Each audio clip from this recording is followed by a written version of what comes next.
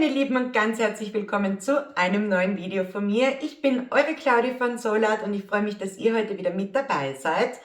Meine Lieben, im heutigen Video soll es sich ums Thema Farbverlauf drehen. Wir werden heute ein bisschen mit Rosatönen spielen und Ziel ist es, am Ende des heutigen Videos viel Dimension in unserem Werk zu sehen, Leuchtkraft der Farben und vielleicht sogar einen kleinen 3D-Effekt. Okay, ich würde sagen, wir legen los. Viel Spaß dabei! Okay, ihr könnt sehen, wir arbeiten heute auf einer quadratischen Leinwand. Meine misst 50 x 50 cm. Und wie im Intro schon verraten, werden wir heute ein bisschen mit Rosatönen spielen. Ich werde heute versuchen, einen tollen Farbverlauf in einer Farbfamilie zu schaffen. Und ich starte mit der dunkelsten Farbe, in meinem Fall Rot-Violett.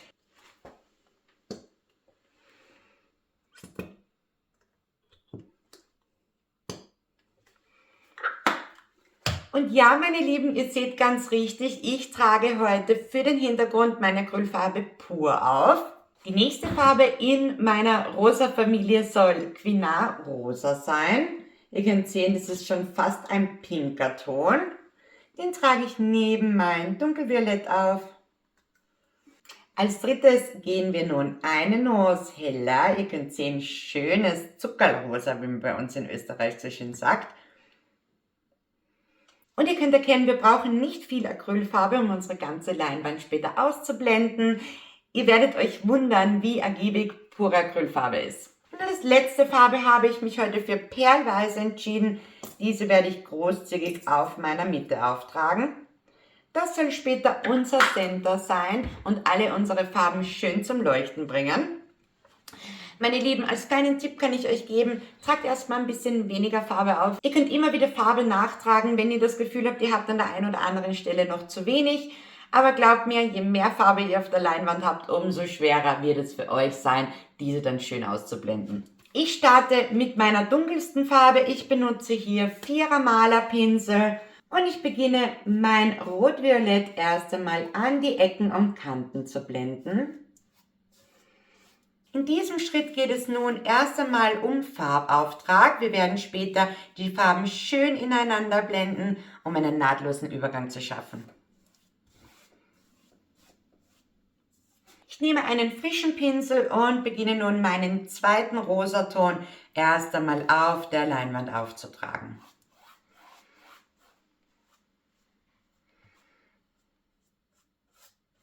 An dieser Stelle könnt ihr auch schon ein bisschen kontrollieren, ob ihr auch genug Acrylfarbe auf eurer Leinwand habt.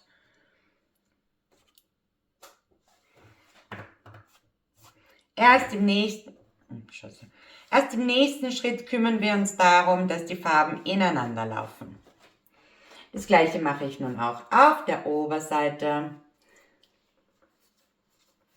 Ich denke, ihr könnt schon erkennen, was für ein Gedanke dahinter steckt.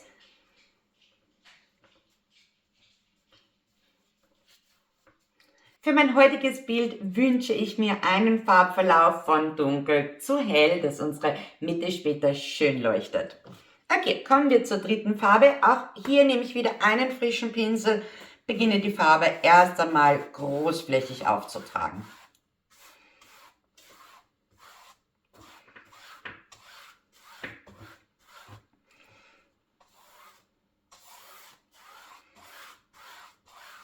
Auf der anderen Seite machen wir das Gleiche.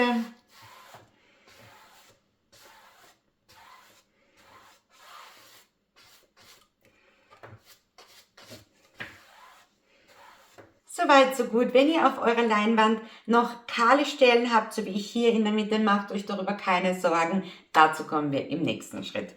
Nun gilt es erst einmal, unsere schöne Mitte zum Leuchten zu bringen. Ich habe mich für Perlweiß entschieden, benutze nun wieder einen sauberen Pinsel und verteile meine perlweiße Farbe in der Mitte. Und beginne nun auch schon ganz leicht, diese in meine rosarote Farbe zu blenden.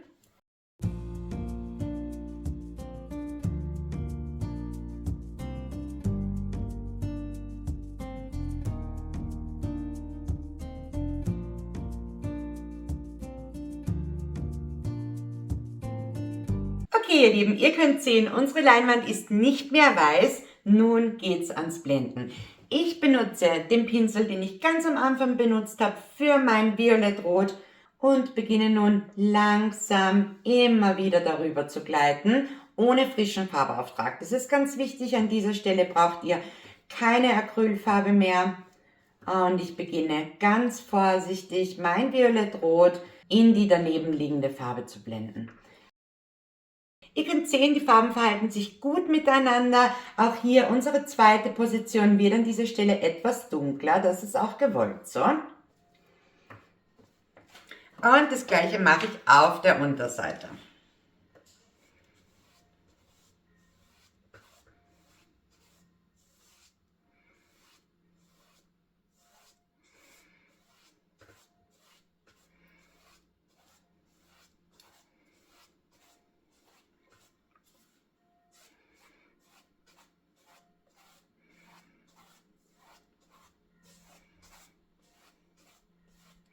Wenn ihr, meine Lieben, einen dimensionalen Hintergrund mit Farbverlauf schaffen möchtet, nehmt euch ein bisschen Zeit dafür. Steckt ein bisschen Liebe und Geduld ins Verblenden eurer Farben und ich garantiere euch, am Ende werdet ihr dafür belohnt. Okay, weiter geht's mit Farbe Nummer 2, Pinsel Nummer 2 und ich beginne unsere pinke Farbe ganz vorsichtig ins Rosa zu blenden. Kein Druck, meine Lieben, wir haben Zeit. Ziel ist es natürlich, dass all unsere Pinselstriche am Ende des Verblendens komplett verschwinden. Und auf der Oberseite wird schon ganz gut sichtbar, dass die Farben smooth ineinander gehen. Sie beginnen sich zu verbinden. Auf der Unterseite natürlich das Gleiche. Jetzt sind wir an dem Punkt, wo wir nicht mehr in Sektoren arbeiten. Wie ihr erkennen könnt, blende ich nun meine dunkelrosane Farbe in die helle.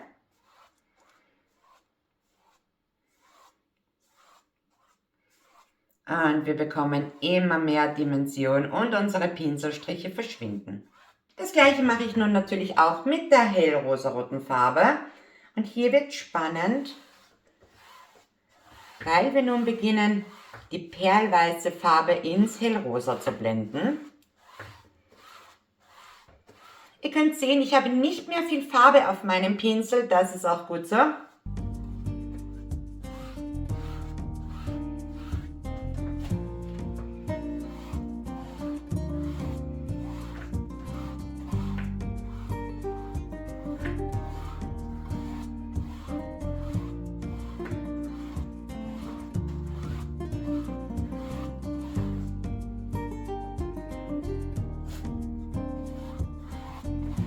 Und nun kommen wir zum Herzstück unserer Mitte. Unser Perlweiß wird nun auch schön smooth verblendet.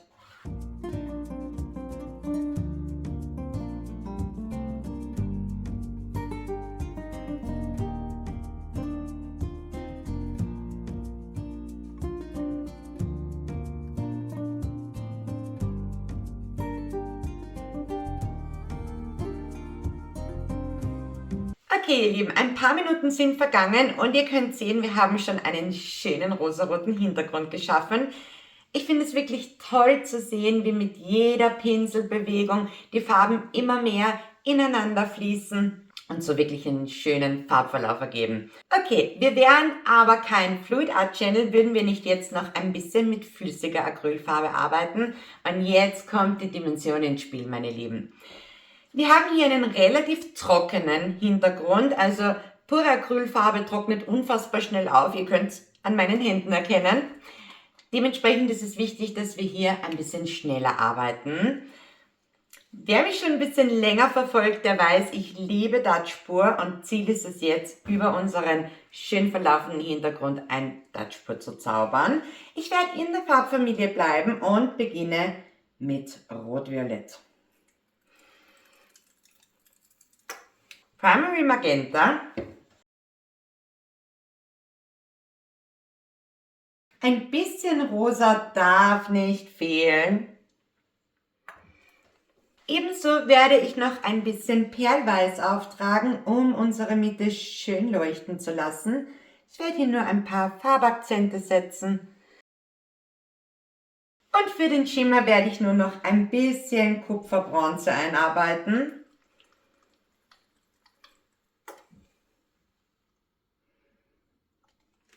Und das Ganze werden wir jetzt mit unserem Föhn ausblasen.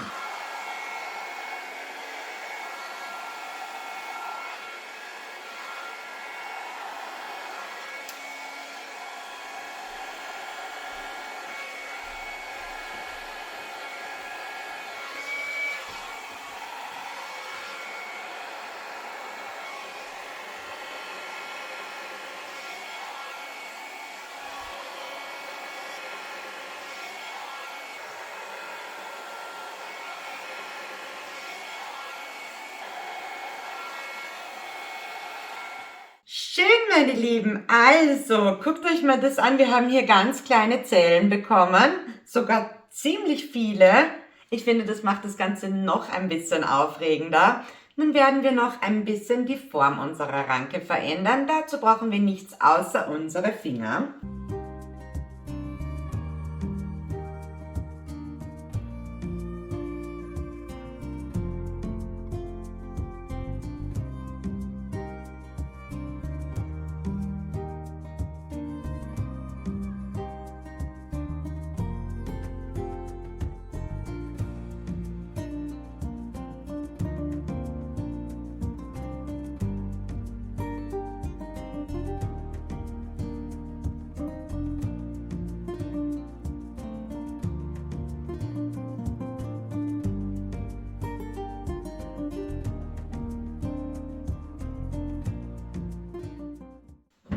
Gut, meine Lieben, ich hole euch mal ein Stück näher ran und ich hoffe, ihr könnt die Dimension genauso gut erkennen wie ich. Ihr könnt sehen, unsere Farben funktionieren toll miteinander. Das ist das Schöne, wenn man in einer Farbfamilie arbeitet. Es haben sich ganz leichte Zellen gebildet. Ich finde, das macht unsere Ranke noch interessanter und noch spannender.